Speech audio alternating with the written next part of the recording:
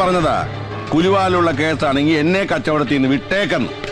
ഗോകുലം വീടിന്റെ പേരിന് എന്നെ തന്ന ചിക്കിലി വാരി നെഞ്ചോട് ചേർത്തപ്പോ നീ എന്നോടൊരു വാക്ക് പറഞ്ഞായിരുന്നു. അത് ജോസേട്ടാ, 2-3 പെണ്ണുങ്ങളെ വീടൊഴിപ്പിക്കാൻ പറ്റിയില്ലെങ്കിൽ ആണാന്ന് പറഞ്ഞ് നടന്നിട്ട് എന്താടാ കാര്യം? എന്തായാലും നിന്റെ അച്ഛന്റെ വെപ്പാട്ടിയുടെ മക്കള് കേമട്ടുകൾ തന്നെ. ജോസേട്ടന് അവരൊന്ന് പരിചയപ്പെടണമല്ലോ. ഈ ഓർമ്മയ്ക്കായിട്ട് പിള്ളേരൊക്കെ ചെയ്യുമല്ലോ. എന്തോട്ടാ പറഞ്ഞ കണാരാ ഏറെ ഒപ്പിട്ട് വാങ്ങൂലടാ, ഓട്ടോഗ്രാഫ്. അത് തന്നെ. നിന്റെ മറ്റേ വകയിലെ പെങ്ങന്മാരെ കണ്ടിട്ട് ജോസേട്ടൻ അതൊരെണ്ണം സംഘടിപ്പിക്കണം. ജോസേട്ടാ അതിപ്പോ എന്താ പെങ്ങന്മാരുടെ മുമ്പിൽ നാണം കെട്ടപ്പോ ഇടയാളാക്കാം. ഒന്ന് ഞാൻ പറഞ്ഞേക്കാം, ആരെ കൊണ്ടിട്ടാളി എന്റെ കാര്യം നടന്നിരിക്കണം. 1-2 അല്ല, ലക്ഷങ്ങളാണ് നിന്നെ വിട്ടു ഞാൻ ഇറക്കിയിരിക്കുന്നത്. ഉറപ്പിച്ച കച്ചവടം പറഞ്ഞ സമയത്ത് നടത്തിയിരിക്കണം. അതിൻ്റെ ഇടയ്ക്ക് നാർത്തരം കാണിക്കാൻ നിന്ന കിടഹാവേ.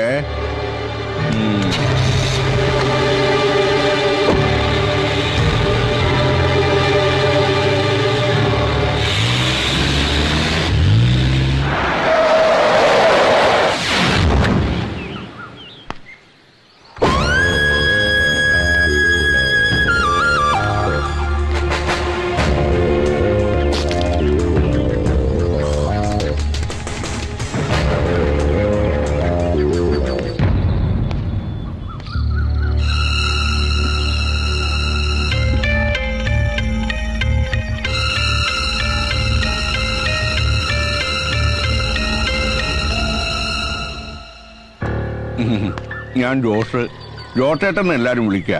ചന്തയിൽ കച്ചവടാ നേന്ത്രക്കൊലയുടെ. അത് മൊത്തത്തിലും ഉണ്ട്, ചില്ലറയായിട്ടും ഉണ്ട്. പിന്നെ കൂട്ടത്തിൽ ഇത്തിരി വസ്തുവിന്റെ ഏർപ്പാടും ഉണ്ട്. ഒക്കെ കൂടി ഒരു വിധത്തിൽ അങ്ങനെ പിടിച്ചു നിൽക്കുന്നു. ഇതൊക്കെ ഞങ്ങളോട് പറയാൻ പെമ്പിള്ളേരാ ഇങ്ങനെ വേണം. ജോസേട്ടന് ഇതേ സ്വഭാവാ. നേരെ വാ നേരെ പോ. ഇനിയിപ്പോ കാര്യങ്ങൾ നേരെ രൂപ അങ്ങ് പറയാമല്ലോ. ഇവരുടെ ആങ്ങളെ രവിശങ്കർ ഈ പൊരയും പറമ്പും എനിക്ക് കച്ചവടം ചെയ്തിരിക്കുക. എഴുതിയ കരാറിന്റെ കാലാവധി ഏകദേശം തീരാറായി. പൊന്നാങ്ങളെ പറഞ്ഞാ പെങ്ങന്മാര് കേൾക്കില്ലെന്നറിയാം. അതുകൊണ്ട് നിങ്ങളുടെ തിരുമുഖം കണ്ട് സങ്കടം പറയാൻ വന്നതാ. കയ്യിലിരിക്കുന്ന കാശ് കൊടുത്ത് കടിക്കുന്ന പട്ടിയെ വാങ്ങിച്ച അവസ്ഥയിലാ ജോസേട്ടൻ. സാധാരണ കഴിക്കുന്ന പട്ടിയെ വിഷം കൊടുത്ത് കൊള്ളുക എന്റെ ഒരു രീതി. വല്ലവനൊക്കെ എഴുതി തന്ന ഏതോ കരാറിന്റെ പേര് പറഞ്ഞ് ഞങ്ങൾ ഇവിടെ ഇറക്കി വിടാന്ന് ആരും കരുതണ്ട. അങ്ങനെ തറപ്പിച്ച് പറയണോ പക്ഷേ? ഒരു കാര്യം ഞാൻ പറഞ്ഞേക്കാം, ഇണങ്ങിയാൽ എല്ലാവർക്കും കൊള്ളാം. ഇനി അതല്ല, ഉണ്ടേ വെച്ച് പൊന്നാങ്ങളെ തല്ലി ഒരിക്കത് പോലെ എന്റെ അടുത്ത് വന്നാണ്ടല്ലോ, കടയിൽ നേന്ത്രക്കായ തൂക്കിയിടുന്ന പോലെ തള്ളിക്കൊണ്ട് കേട്ടി തൂക്കും എല്ലാത്തിനെയും. ഇനി ഞാനിവിടെ കാലുകൂട്ടുന്നത് ഈ വീടിന്റെ ഉടമസ്ഥനായിട്ടായിരിക്കണം. മറിച്ച് നമ്മൾ തമ്മിൽ ഇതുപോലൊരു കൂടിക്കാഴ്ച ഉണ്ടാവാൻ പാടില്ല.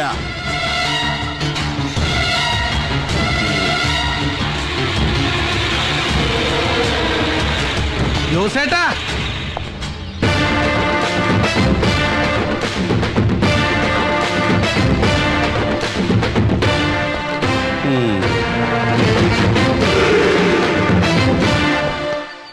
ഈ പാവങ്ങള് താമസിക്കുന്നിടത്ത് വന്നിട്ട് ചുമ്മാ അങ്ങോട്ട് തിരിച്ചു പോവാ. ഒരു കപ്പ് കാപ്പി കുടിച്ചിട്ട് പോവാ ജോസേട്ടാ. നീ അങ്ങനെ എനിക്ക് വേണ്ടി വെള്ളം ചൂടാക്കണ്ട. ജോസേട്ടൻ കാപ്പി കുറേ കുടിച്ചിട്ടുള്ളതാ. ഒരുമ്പട്ടിറങ്ങിയിരിക്കല്ലേ. അപ്പൊ ഇവക്കടെ പിന്നിലും നീയാണ്. പിന്നിലല്ല ജോസേട്ടാ, ഇപ്പൊ മുന്നിലാ. ഈ ജോസേന്റെ ഒരു കാര്യം ഒന്ന് പതുക്കെ പറ. ഇനി ഇത് ആരെങ്കിലും കേട്ടിട്ടാണ് ഇല്ലാത്ത കോരെന്ന് പറഞ്ഞുണ്ടാക്കാൻ. ഞാൻ നിനക്കിട്ടൊരു പണി തന്നപ്പോ നീ ഒരു 8ന്റെ പണി എനിക്കിട്ടു പണിതു. നമുക്കിട്ട് പണിയാൻ വന്നവരെ സന്തോഷിപ്പിച്ച് വിടണമെന്നാണ് മലാക്ക കോളനിയിൽ നിന്ന് പോരുമ്പോ മൂസാബായി പറഞ്ഞേക്കണേ. അച്ഛന്റെ സ്ഥാനത്ത് നിൽക്കണ മൂസാബായി പറഞ്ഞ എനിക്കത് കേൾക്കാതിരിക്കാൻ പറ്റുമോ ജോസേട്ടാ?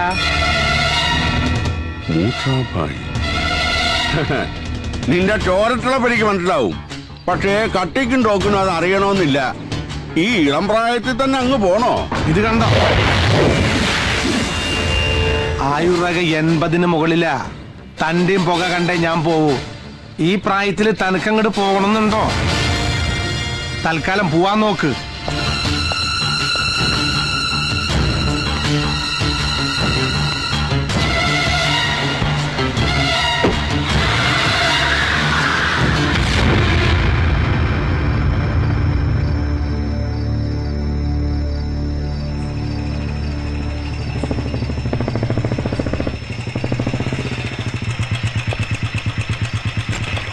പോയ കാര്യം വല്ലതും അറിഞ്ഞോ മോനെ? ഈ വീട് കൊടുക്കാമെന്ന ധാരണയിൽ നല്ലൊരു തുക ജോസേട്ടന്റെ കയ്യിൽ നിന്ന് രവിശങ്കർ അഡ്വാൻസ് വാങ്ങിയിട്ടുണ്ട്. പറഞ്ഞ കാലാവധിക്ക് മുമ്പ് വീട് രജിസ്റ്റർ ആക്കി കൊടുത്തില്ലെങ്കിൽ അയാൾ അവനെ വിടില്ല. ആഗ്രഹിക്കുന്നത് എന്തും കൈപ്പിടിയിലാക്കണമെന്ന് വാശിയുള്ളവനാ രവിശങ്കർ. ഇവരുടെ ചോരയാണെന്നൊന്നും പറഞ്ഞിട്ട് കാര്യമില്ല. വീട് വിൽക്കാൻ വേണ്ടി എന്ത് അനുക്രമം കാണിക്കാനും അവൻ മടിക്കില്ല. ഈശ്വരന് മാത്രമേ അറിയാവൂ എന്തൊക്കെയാ നടക്കാൻ പോകുന്നത്. ഞങ്ങൾക്ക് ആരാ ഉള്ളത്? അങ്ങനെയൊന്നും ചിന്തിക്കണ്ട. മനസ്സ് തുറന്ന് എന്തെങ്കിലും പറയണമെന്ന് തോന്നുമ്പോ എന്നോട് പറയാലോ. ഒരു മകനെ പോലെ കരുതിയാ മതി.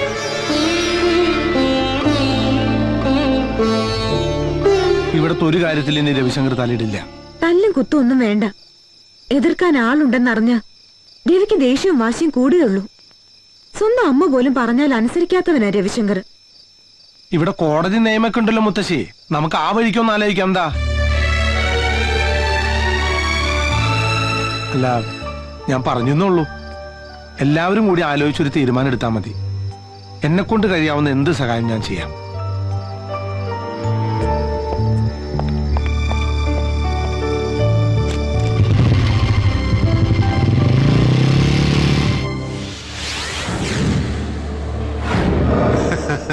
ഞാൻ എത്തിയിരിക്കും. May I come in, sir? Yes. Okay, don't worry. I will be there within 15 minutes, right? Good morning, sir. Good morning. ഇരിക്ക്. Yes, പറയൂ. സർ, 20 വർഷത്തിലേറെയായി എന്റെ അമ്മയ്ക്ക് അവകാശപ്പെട്ട വീട്ടിലാ ഞങ്ങൾ താമസിക്കുന്നത്. ഇപ്പൊ ആ വീട് ഒരു റിലേറ്റീവ് ഞങ്ങളുടെ സമ്മതമില്ലാതെ മറ്റാർക്കോ വിൽക്കാൻ ശ്രമിക്കുന്നു. ഇതിന്റെ പേരില് 2 വട്ടം ഗുണ്ടാ ഭീഷണി വരെ ഉണ്ടായി. റിലേറ്റീവ് എന്ന് വെച്ചാ? അത് ശരിക്കും പറഞ്ഞാൽ അച്ഛന് 2 ഭാര്യമാരാ. ആദ്യ ഭാര്യയിലെ മകനാണ് വീട് വിൽക്കാൻ ശ്രമിക്കുന്നത്. അപ്പൊ ആങ്ങളെയും പെങ്ങളും തമ്മിലുള്ള അവകാശ തർക്കമാണ്. ശരി ശരി, ഒരു റിട്ടേൺ കംപ്ലൈന്റ് എഴുതി കൊടുക്ക്. ഞാൻ വിശദമായിട്ടൊന്ന് അന്വേഷിക്കട്ടെ. Thank you sir. എന്തായി? പുതിയ അസിസ്റ്റന്റ് കമ്മീഷണറാ, കംപ്ലൈന്റ് എഴുതി കൊടുക്കാൻ പറഞ്ഞു.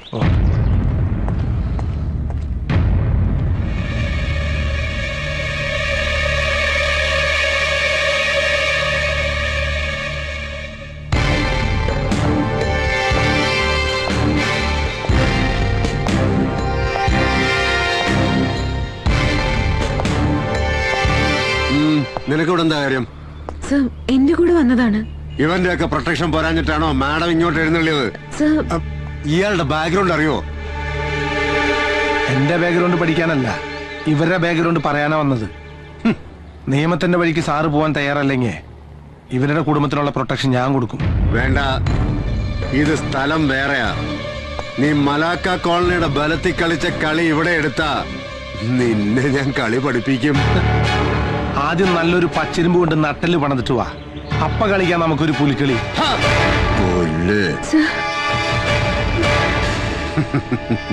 ഇപ്പൊ പിടിച്ചകത്തിട്ട് നിന്റെ പ്രാണനെ ഊറ്റിയെടുത്താ പോലും ഒരു പുല്ലിനും ഈ രാമനാഥനോട് ചോദിക്കില്ലടാ.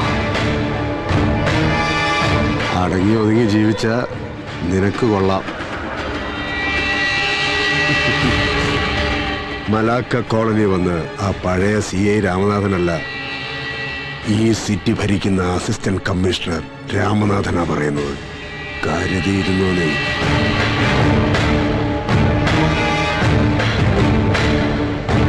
പക്ഷേ തെരുവിൽ കിടന്ന് തമ്മിത്തല്ലി ചാകാൻ വിധിക്കപ്പെട്ട ഇവനെ പോലുള്ള ചെറ്റകളെ കൊണ്ട് നടന്നാലേ പാതിരായ്ക്ക് പൊരയില് പോലീസ് കേറി നിരങ്ങും മോളെ, മറക്കണ്ട.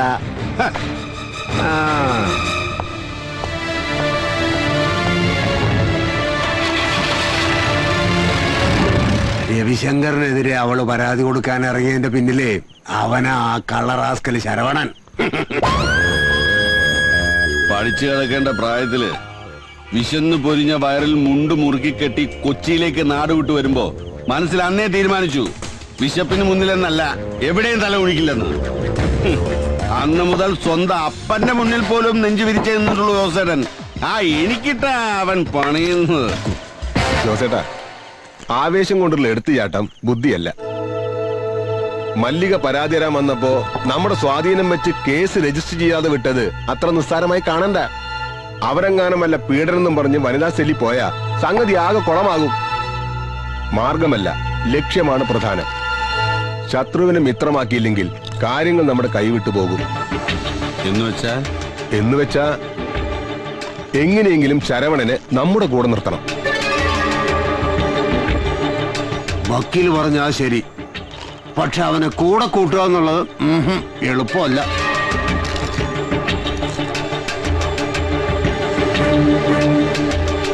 ഒരു കാലത്ത് ആളുകളെ കിടുകിടാ വിറപ്പിച്ച മൂസാഭായിയാണ് അവന്റെ തലതൊട്ടപ്പൻ. അയാള് വിചാരിച്ചാൽ മാത്രമേ.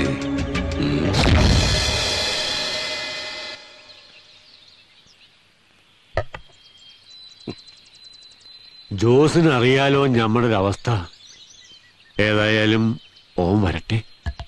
തലശ്ശേരി എന്നുള്ള ബന്ധത്തില് ഈ കുട്ടി ഒരാളല്ലേ ഉള്ളൂ. ഖദീജ മയ്യത്തായപ്പോ വേറൊരു നിക്കാഹിന് പലരും നിർബന്ധിച്ച്. പക്ഷേ ഇവളുടെ കാര്യം ഓർത്തപ്പോ വേണ്ടെന്ന് വെച്ചു.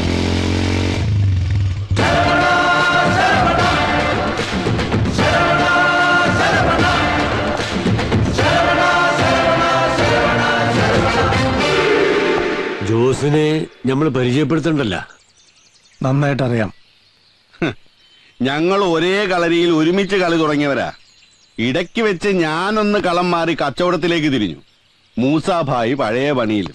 അതുകൊണ്ട് ഞാൻ അല്പം മെച്ചപ്പെട്ടു. ഇല്ലെങ്കിൽ മൂസാഭായിയെ പോലെ ഞാനും ഇങ്ങനെയൊക്കെ തന്നെ ആയി പോയേനെ. കർത്താവിന്റെ ഓരോ കളിയേ. നിനക്ക് ചെറുപ്പമാണ്. ബുദ്ധിയും ധൈര്യവും ആരോഗ്യവും ധാരാളമുണ്ട്. നീ ഒന്നും മനസ്സ് വച്ചാൽ എന്നെക്കാൾ ഉയർത്തി നിനക്കെത്താം. മൂസാഭായിയോട് കാര്യങ്ങളൊക്കെ ഞാൻ പറഞ്ഞിട്ടുണ്ട്. ഭായിക്ക് സമ്മതമാണ്. മനസ്സിലായില്ല. കാര്യം അങ്ങ് തുറന്നു പറയാം. ഗോകുലം വീടിന്റെ കാര്യത്തിൽ ഇനി നീ ഇടങ്കോലിടരുത്. പകരം ലാഭത്തിന്റെ ഒരു വിഹിതം നിനക്കും തരാം. തന്നേക്കാൾ കരുത്തിനാണ് എതിരാളി എന്ന് കാണുമ്പോ കോംപ്രമൈസിന് ഒരുങ്ങുന്ന സാധാ കൊട്ടേഷൻ ടീമുള്ള ലിസ്റ്റിൽ എന്നെ പെടുത്തരുത്. ആദ്യം ഗോകുലം വീടിന്റെ ഡീലിങ്സ് നിന്ന് മാറ്, എന്നിട്ടാവും നമുക്ക് ബാക്കി കാര്യം സംസാരം. എന്റെ മൂസാഭായി, നിങ്ങളുടെ മകളുടെ നിക്കാഹിനും ഇനിയുള്ള കാലം സൂചി ജീവിക്കാനുള്ള ചിക്കിലിയാ ഞാൻ തരാമെന്ന് പറഞ്ഞത്. എന്നാ പിന്നെ ജോസേട്ടന് പോവാം.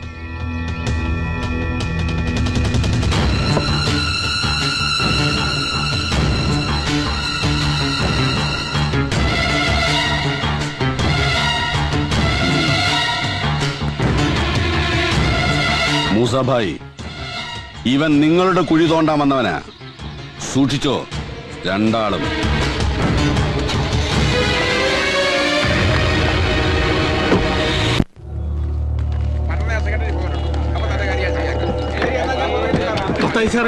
ഇവന്റെ കാര്യം ഞാൻ പറഞ്ഞല്ലോ, ശരിയാക്കാം. ഓക്കെ.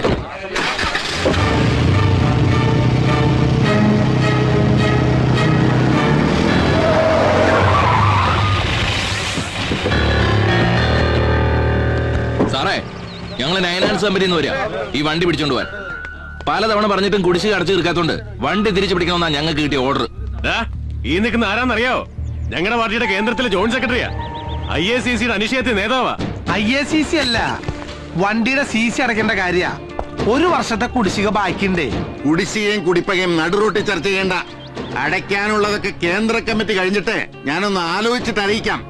ഇപ്പൊ വണ്ടി എടുത്ത് മാറ്റണ. കേന്ദ്രത്തില് നമ്മളൊക്കെ ജോയിന്റിലെ കാര്യങ്ങള്, കേരളത്തില് കളി വേറെ സാറേ. പക്ഷെ ഇപ്പൊ വണ്ടി കൊണ്ടേ പോകൂ. നീ എന്നെ രാഷ്ട്രീയം പഠിപ്പിക്ക. കുറച്ച് ഗുണ്ടായുസവും കുതിയാലോട്ടൊക്കെ കളിച്ചിട്ട് തന്നെയാ ഈ കതറൂട്ട് ഞാൻ ഇപ്പോഴും നടക്കുന്നത്. ഉജാല മുക്കി തെച്ച് വടിവാക്കി ഈ കതറുമിട്ട് മഹാത്മാഗാന്ധിയുടെ ക്വാളിറ്റി പറഞ്ഞ് കോളീസിൽ പാഞ്ഞടക്കുന്ന രാഷ്ട്രീയ നേതാവിന്റെ അടവ് നയം ഇവിടുത്തെ നാട്ടുകാർക്ക് നന്നായിട്ട് അറിയാം. പക്ഷേ എടുത്ത വണ്ടിയുടെ അടവ് തിരിച്ചടച്ചില്ലെങ്കിൽ ഞങ്ങള് CC-കാരുടെ അടവ് നയം സാറിനെ അറിയിക്കേണ്ടി വരും. ജോയിന്റ് സെക്രട്ടറി ആണെന്ന് നോക്കൊന്നുമില്ല, അടിച്ച് ജോയിന്റ് ഇളക്കി കളയും ഞാൻ. നീ എന്ത് ചെയ്യുന്നാടാ? ഞങ്ങൾ ഇത്ര അണികളുള്ളപ്പോ ഷൺമുഖ, നീയൊക്കെ സമരത്തിന് സർക്കാർ വണ്ടിയുടെ ടയർ കുത്തിപ്പൊട്ടിച്ച പഴക്കുള്ളൂ. എനിക്ക് വയറ് കുത്തിപ്പൊട്ടിച്ച തഴക്കം. പൊട്ടലുവാരി സമരമാല തീർക്കും ഞാൻ. നീയൊക്കെ അണിയല്ല, നീയൊക്കെ പാർട്ടിയുടെ വെറും ആണിയ.